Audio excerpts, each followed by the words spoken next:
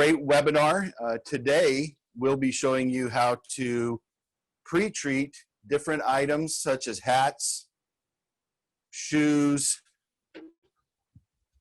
face masks, towels, and other items. So when I say we, Roy's actually going to be showing you that. I'll be fielding questions. The questions, put them in the Q&A. That'll be a great place for me to see them, and then we'll be able to also get back to those questions that we can't get during the webinar. We can call you afterwards. Those will show up in our download. I think we'll have enough time. Yeah, you should have enough. So I'm going to turn the time over to Roy, and he's going to get started. I'll be in the background and asking him questions as we go along. Take it away, Roy. All right. Thank you for attending today, everyone. Basically, as Jeff mentioned, doing 3D items, and also we're going to also cover manually pre-treating garments too. I think that's just as important as doing the 3D items, okay? So first off, I think Jay has a slide that he can share about the proper bottles for pre-treating, or the proper spraying that we would be doing, okay? Basically, the first ones are the pressurized spray bottle. As you can see, the lid on this bottle, there's two of them by Febreze. And if you can't find one of these are the best. If you do find them, they're fairly inexpensive, $4.94.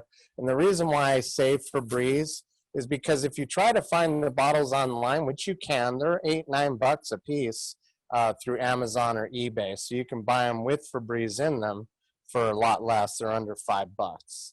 Then there's also a secondary source, which would be the Tresemme, that you can also get, and that sprays a mist as well. And basically that is the key. This isn't going to squirt, it's going to spray an even mist, and as you pump it, the mist continually comes out in a perfect spray, you know, almost like a circular motion. I'll show you at the end of today's webinar how this works. By using a black shirt, you'll be able to see the spray lay down. I also have an example of what is a proper pre-treated garment and what is not, which we'll cover, and I'll show you some close-ups, or Jay will in a moment, which Jay's in the background if Jeff didn't mention that. So the first item is, are we going to pre-treat a light item or a dark art item? I have two bottles here, one with light pre-treat and one with dark. First thing is if we're going to go ahead and do a shoe, where are we going to do this at? I can lay some paper out, and I know Jeff had mentioned the towels, but I did have some towels here laid out to where I can put an item on top of it to absorb the residual. I can hold it in my hand, whatever I need to do. But you definitely want to make sure that you're getting ample pre-treat on the item, okay? So when I start to pre-treat, I'm going to get a mist, and I don't want to make too much of a mess here, so I'm going to just kind of hold it up just to kind of show you. But if I'm going to go across with this spray bottle, I'll try to get it from an angle.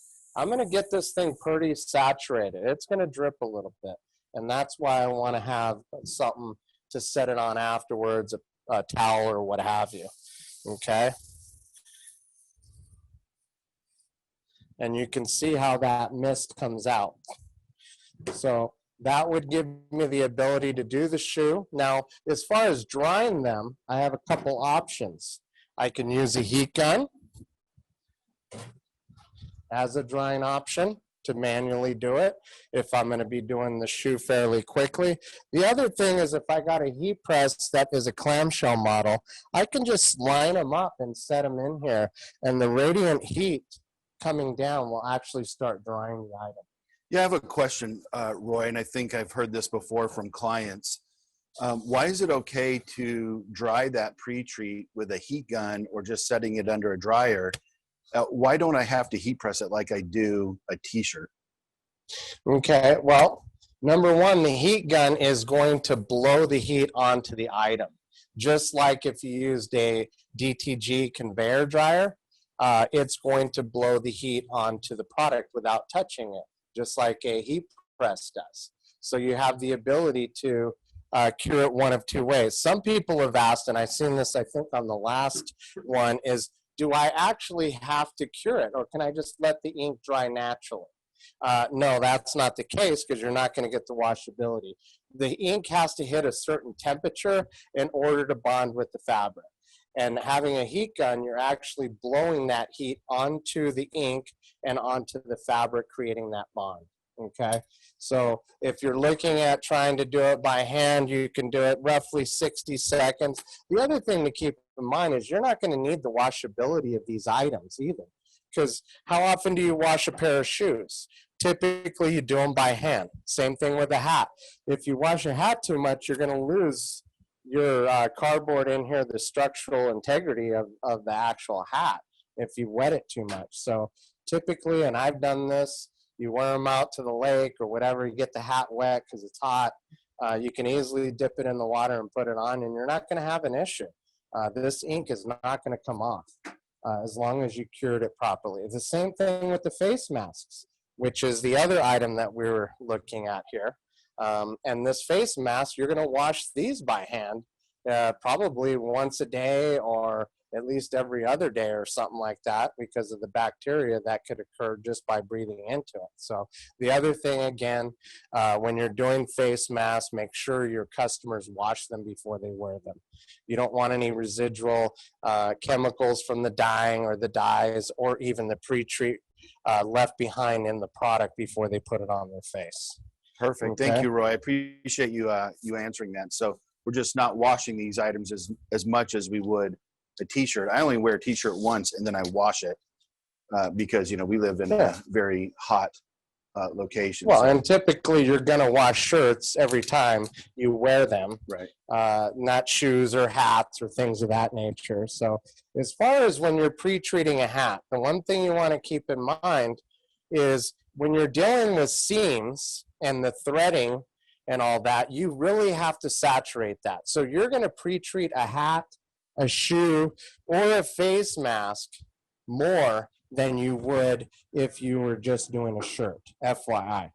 So here's some dark pre-treat, and I'll actually kind of come up to the camera so you could see here a little bit closer. Roy, real quick, just before you do that, you said you're using dark pre-treat. What brand of pre-treat are we using? Oh, today we're using Image Armor. We have Image Armor Dark and Image Armor Light that I had for the shoes there, because the shoes were white. But if I'm looking here at the seam, I don't know if you can get that with the glare, but there is a seam here. And I want to pull this seam apart prior to pre-treating. And when I'm pre-treating it, I want to make sure that that seam is getting saturated.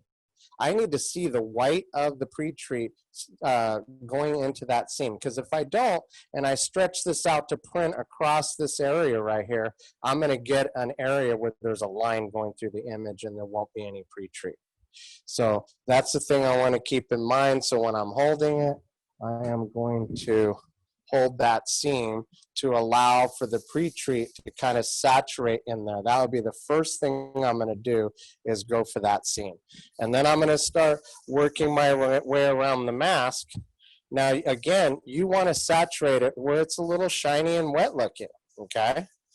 And you want to make sure you have ample pre-treat because of all the little nooks and crannies that are on here. Plus, the face mask is going to require a lot more pre-treat than a shirt, okay? As well as a hat. So again, I can take masks, I can line them up here, or just set them out on a table. And if I do that, these are gonna dry. I can sit here and keep piling them up and do a whole bunch of them ahead of time. These shoes are actually almost dry just from sitting here with that residual heat. And again, when I go ahead and do a hat, the same thing is going to apply. All these seams and the threading, I got to make sure, and if I'm going to print on the bill of the hat, I got to make sure I even cover all these seams and that they're saturated. Because a lot of these hats, the seams are made out of a slightly different thread, and I got to saturate those with pre-treat. So I'm going to start working around the bill of the hat and getting that all done. And you can see this thing continues to put out a nice little spray, okay? Now you can see that's pretty saturated there.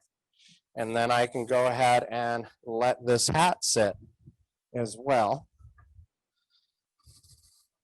underneath here. So if you're doing a bunch of hats, I can also line a bunch of hats up to where they are facing inside, and that ambient heat's going to be coming down to dry on this.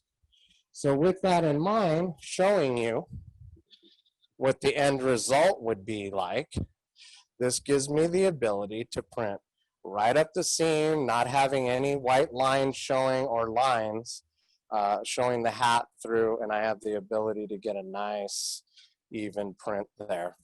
Or even if I wanted to print something on the back of the hat. Again, just another hat here. You can see how nice the print looks there. Going across the threading, you can see that there's nothing missing there, as well as my face mask. Nice image.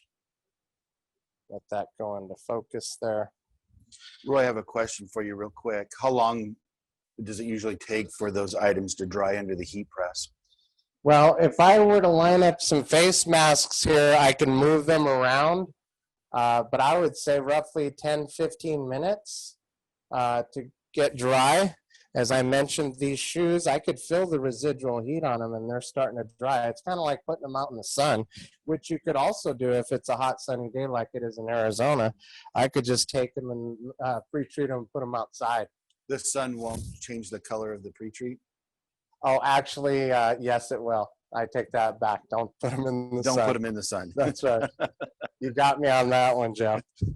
Especially on the light garments, it will turn brown. With exposure to UV. I wasn't thinking sun for heat, but yeah, the UV, you got to protect it from the UV. So again, this is an end result of a nice print.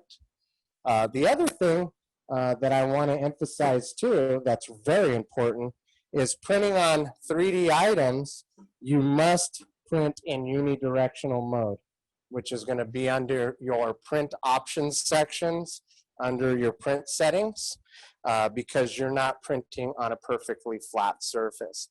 Even with the face mask and the face mask platens, how they lay almost perfectly flat, but if you have a seam going through there and you're gonna print over that, again, I mentioned unidirectional mode is probably the best way to do it. It's gonna give you a better print at the end of the day, and because these images aren't as large, it's not gonna add too much time to that.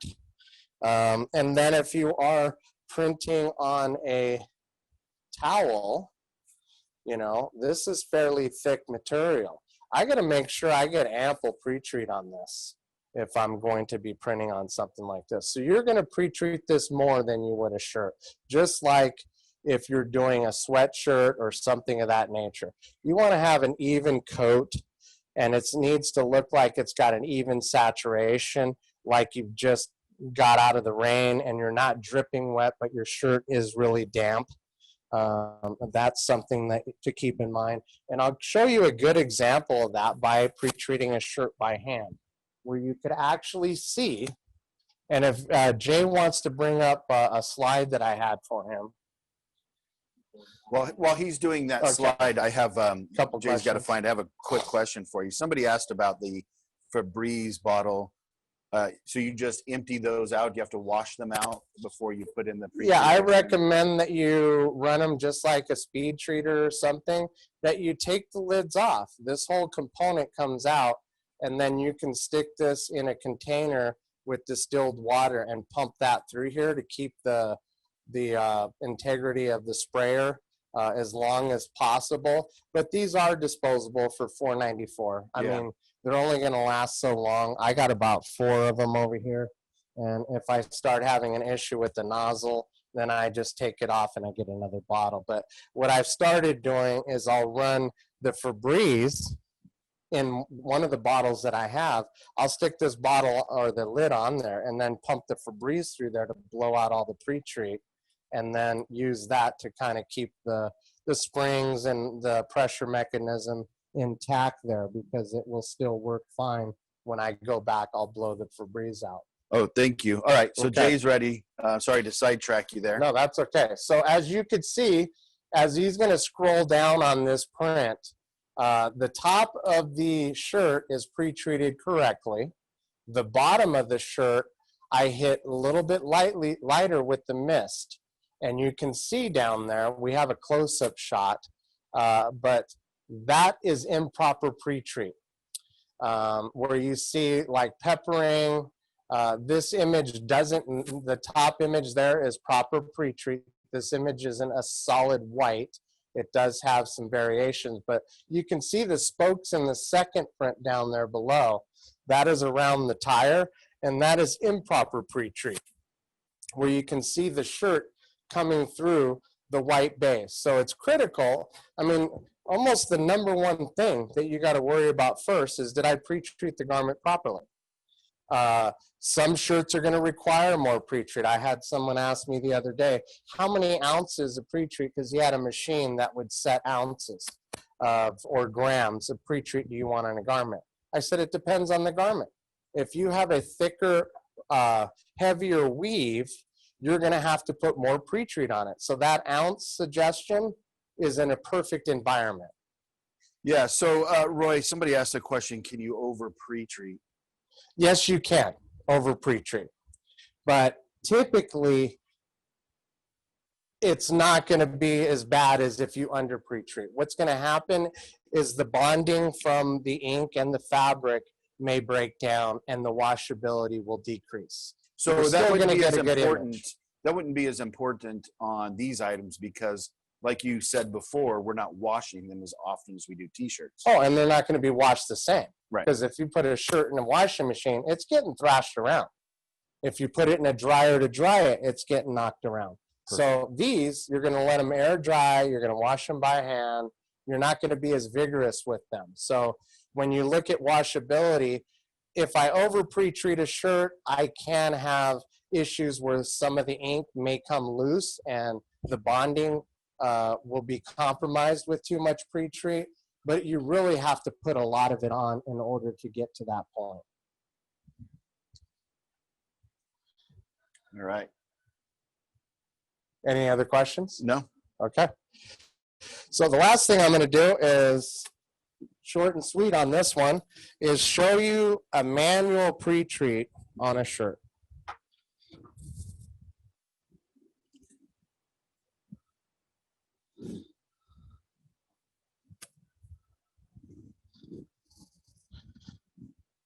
So I'm going to just use this as a surface. What I tell people, if you don't have a pre-treater as well, okay, and you have a situation where you're just getting your business going and you want to have the ability to pre-treat and get some good shirts out, you can go through a manual process before you actually purchase a pre-treater, okay? Me personally, I don't like Wagner's. Wagner's you have to do outside, and it's a lot more cumbersome as far as, and you either over pre-treat or you under pre-treat a lot. So it's very difficult to control because there's a lot of pressure and everything involved in that. And you got to wear a face mask, what have you. So if you watch my pre-treat, I'm going to start from the top here. And what you're going to see is a nice white haze on here, which gives me the ability to keep control of how I'm pre-treating as I go, okay? And I'll show you what is proper and what is not. Because I also have this other shirt that I just did before we started. Sorry about walking in front of the camera. But this one, if you look at this, I'll put it at a different angle. But the bottom, you can see, has a pre-treat issue. I purposely under pre-treated that so you could see the effect of when you go ahead and improperly pre-treat. So I think I might have a little too much glare, but I'll watch it. So let's watch the white go down. I'm going to just start pumping and get an even spray. And I'm going to just start working my way across the shirt. You can see that white going down there, okay? And I can work my way all the way down the shirt, okay? So this might look a little shiny, but there's still areas in here that I'm a little light on. I can go back into those areas and work the pre-treat in and make sure that I'm getting enough down there and it's not overbearing and spraying everywhere. Now, if you don't have a pre-treater, you could easily get a box, a plastic bin, and then take a smaller bin, one of those small tubs, and then just flip it upside down to throw the shirt over, so you have almost like a picture framed area to work with when you do that. So you could see this shirt has an even coat of pre-treat on it. It is a little bit more than if I did it with the machine, but it's not as much as if I went with the Wagner. And typically the Wagners, if you pre-treat them properly, they're dripping, okay? Yeah, I would say, Roy, I mean, when I look at it in person versus looking at it on our TV screen that we have here in the background, it looks a little wetter on the video. Yeah, it looks way more wet on the video, what you guys are seeing, than what you see in person. Okay. Was there any other questions? And then at this point, I would just take the shirt, put it in the heat press, and cure it. So somebody asked the question, what makes the shirt feel like cardboard? And that's over the over pre-treating on a t-shirt is what would do that, right, Roy? Makes the shirt feel like cardboard? Yeah, okay. From over pre-treating? Well, actually, what you want is you want a little stiff, starchy feel to the fabric when you pre-treat. If you don't, you're not going to be pre-treated enough, okay? You don't want it to be too pliable, but you don't want it to be too stiff either. Okay. Okay, you shouldn't be able to stand the shirt up in the corner or anything like that from too much pre-treat. Good. So basically, if that's it, or any other questions that Jay might have seen that we can go through and answer. I think you did a great job. This is something that a lot of people have asked about because, I think one of the biggest questions is, do I need to go buy a hat press to print on hats? And as you can see, letting them dry under the heat press or using a heat gun works just fine. And they don't sell a hat press to press on a bill anyway. They only have the one for the structured type hats to print on the front. So if you're getting a semi or an unstructured hat and using one of our unstructured hat platens to do this type of printing, you're not going to find a platen to go on a heat press to do that. So, all right. Yes, Jay has a question. Is there any specific hat that cannot print on? Yes, that's a great question. Any very specific hat that you cannot print on? Well, I would stay with cotton hats myself, 100% cotton. If you gravitate towards a poly hat, or even the ones that you do use for dye sub that have the spongy fronts on them, the foam, I would stay away from those for DTG. Those are strictly for dye sub. Well, and on those structured hats, you can't put them into the hat platen. Exactly. So they can't be structured.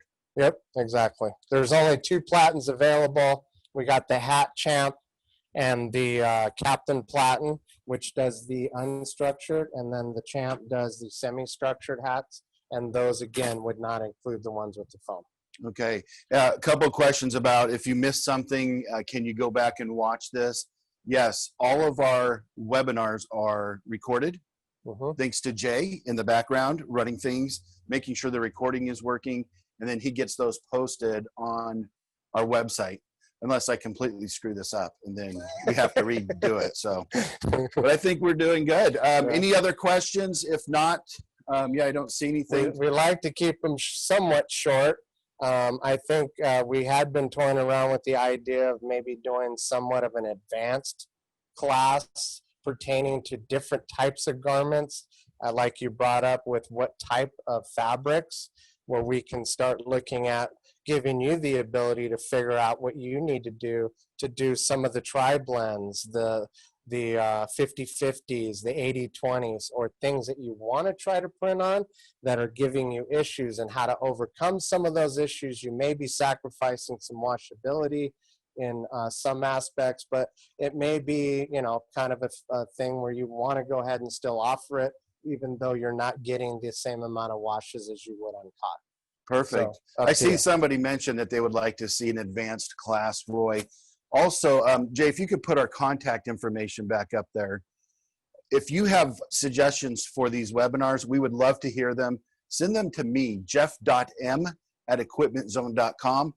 I'll collaborate with Jay and Roy, and we'll get that set up. There's our tech support line. If you need tech support, your best, quickest way to get help is to call that number. We'll get a tech ticket in. If you email Roy, Roy is super busy. If he's not doing these webinars, he's training somebody. So it might be a day before you get back to him, right? Exactly. So, and I don't want anybody to feel like they're not getting the support. So yes, call our tech support office. If it's something pertaining strictly to me, then you can go ahead and ask. Jay and has a send me an question. email. Jay's raising his hand back there. Jay's, Jeff, Yeah, go. yeah. Go, Jay. Jay. if I'm not an equipment client, can I still call the tech support? Oh, yes, you Oh. can. Yeah, we're doing that? Yep. All right, we're going to do that. We've always done that, Because actually. you will be a new client if you call in. That's right. You will love the support, even if you purchase from somebody else. So please call or email support@equipmentzone.com. If you have suggestions for future webinars, I would love to hear from you. And join our Facebook group as well. Again, I'm Jeff Morgenthaler. Roy Huseman, pleased to meet you. And look Thanks for forward to seeing attending you. today. We look forward to seeing you at another one. Thank you. All right, bye-bye.